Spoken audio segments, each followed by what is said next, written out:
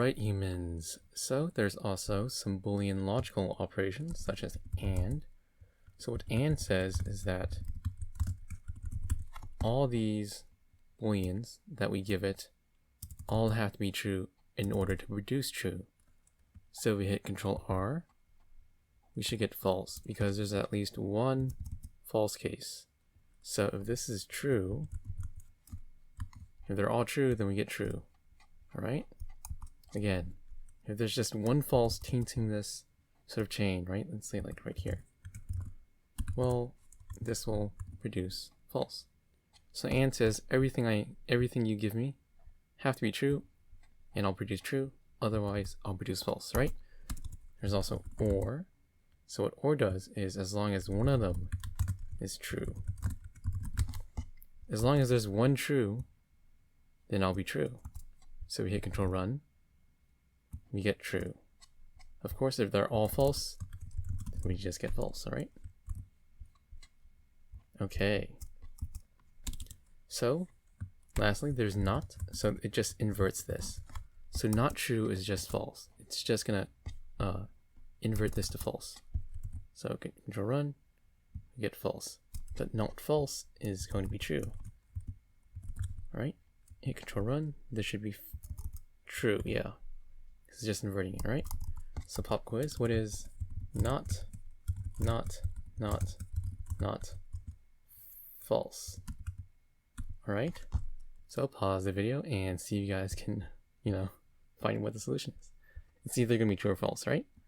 So here we go. So we go left to right, we see a not, and a not. So this has to be, not false is true, so this becomes true.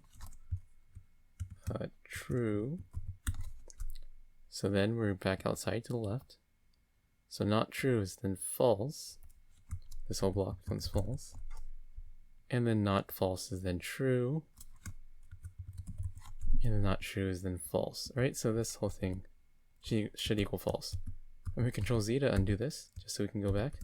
Hit Control Run, and we should get false for the fourth one. No surprises there, alright? So, and, again, just to review, and says I need to be given all trues in order to produce a true. We didn't. There's a false in here tainting the pool. So that becomes false, alright? Or just says I just need at least one of you guys to be true, and I'll produce a true. In this case we get false because there is none. But if we change this to true, there's at least one here. The true, so we hit Control Run. Well, we get it, right? And then not, again, just inverts false to true and true to false, alright? So these are useful when you need to combine some constraints. Let me show you what I mean by that. I'm going to find a variable called age, set that equal to 10, and a variable called height, set that equal to 5. And we're going to do if and equal to 10. If your age is equal to 10 and you're at least 5 feet tall, then we're going to say, yes, you can write. For the false branch, it will be space, no, you can't write, alright? So, I can space this out so we can see the branches in code easier, alright? So, if your age is 10, so we are 10, and our height is greater than 5, then this whole thing will produce true, and we're going to take the true branch. So if I hit Control R, we get, yes, you can write, because that's a true branch. Let's say you're 11 now, right? Then what? Well, this is going to be false, and again, and needs everything it is given to be true to produce a true, right? This will say, no, you can't write. So there you go. There's also OR, so we just do here, OR. So here, OR. So your age is equal to 10, or your height is equal to 5, then you can ride. So this is false, right? Because we're 11. So this will be false. But this is true, because our height is greater than or equal to 5. And again, OR says, I only need one of you guys to be true. So this will be true, and we'll get yes, you can ride. So let me just Control Z to undo this so you guys can see. And we'll get a yes. Alright. So let's do a couple of exercises around this. So we go to justlearn.com/how_to_code. That will always be linked in the description. We're going to do if logical, right? Go ahead and click that and it will generate a random if statement for us with a lot of ifs, ands, and nots. So let me just do this one for you guys, and you guys can do the next one on your own. Alright, so that's a bit long. There are a lot of parentheses here. I want you guys to get used to it. So again, if has 3 parts. This is the question, and then 2 expressions for the true case, and then the false case. So you might be intimidated by these parentheses, but again, you can always space them out for readability. So this is the first one, right? And this is the second one. Easy. So let's evaluate this expression. So from left to right, this OR takes it takes some number of Boolean expressions, but these have yet to be Booleans yet. So let's evaluate them. So not of true is false. Let me just go over here. False. And we know that and, right, this outer and right here, needs all of them to be true in order to be true. Since we got one false here, we don't even have to evaluate this one. This one right here, right? Because even though this is true, it doesn't matter. Because the and is just going to be false. So this is going to be false. Keep going right. So and not false, which is true. This or, true, true, that's going to be true. And then now and true, of course that's true. Now we're back outside to this or. It says or false or true. Well, or just needs one true to be true. This is going to be true. And we're going to take this branch, all right? So with this branch, we're going to evaluate it. So from left to right, -7, 5 is 2. And times 1, 1 is 1. And -2, 1 is 1. So the answer, since if true, 1.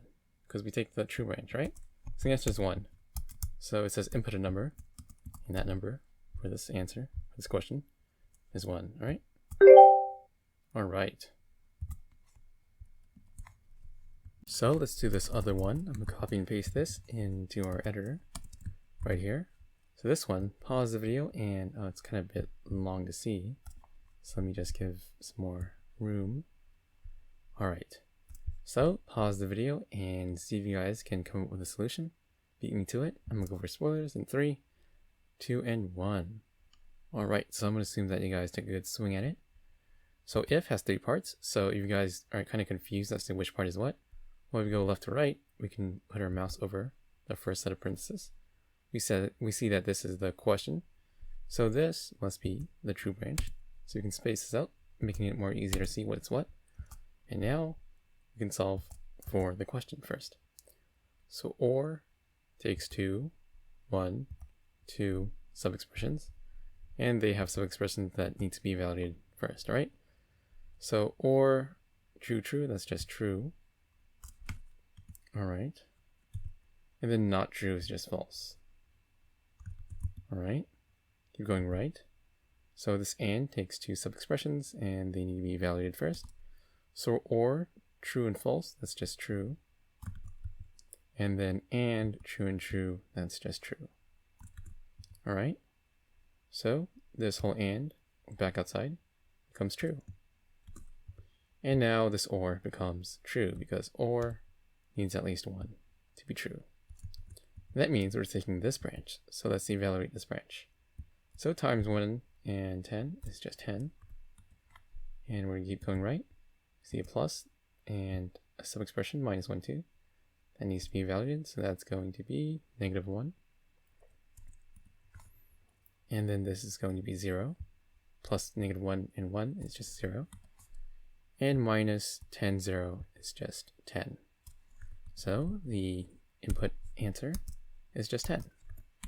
All right. All right. So let's do one last one for good measure. Copy and paste this to the editor right here. All right, here we go. So this one's a bit long, but let me just space it out beforehand. Alright, so first one, second one, the true branch, and this is the false branch. Alright, so pause the video and see if you guys can beat me to the solution.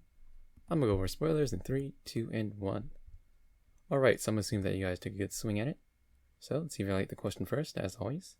So and then and. So this one needs to be valid.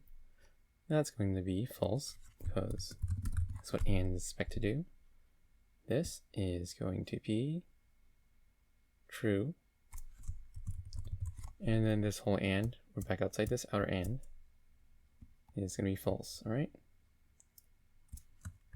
So you can keep evaluating this right side, but this whole and is already, we know it's already going to be false, because, well, this false already tainted the bool. Again, if you rewind and look back to what and does, that's going to be obvious, but I'll evaluate this right hand side just to show you guys for some more practice. So and false and true, that's just false, and not a false is just true. Alright, and this whole thing, this whole and, becomes false. So we're going to take the second branch right here, and let's evaluate that one. So we're going to multiply two sub-expressions, but those sub-expressions have sub-expressions that needs to be evaluated. So plus 3, and then plus 6, 5. We evaluate this. That's going to be 11. And then plus 11, 13. That's just 14. Whoops, 14. Alright. So we keep going right for this multiplication. Times 5 and 1, well that's just 5. And this is just 5 again, alright? So what's 14 times 5? A bit too lazy to get out the piece of paper, so paste and run it. And we get 70, alright? Again, you can always hit Control R to just get the answer straight out by copying and pasting this, right? Right here, whoops. Right here. I'm just getting 70, but again, this whole point is get you used to seeing all the parentheses and spacing out code and reading a lot of parentheses, alright? It's just 70. So 70. There we go. Alright, so finish the rest of the problems on your own. And once you're done, give yourself a check if you feel comfortable. And all these other signs for all the other reasons. Alright? Thank you for watching, human. If you wish to interact with more of your kind, join our Discord linked in the description or on screen. If you want to aid in my quest for world domination, consider hitting the sub button. Thumbs up if you enjoyed it, thumbs down if you didn't. Any questions, comments, or suggestions, fire away below. Also, check out the annotations on screen for the next relevant video.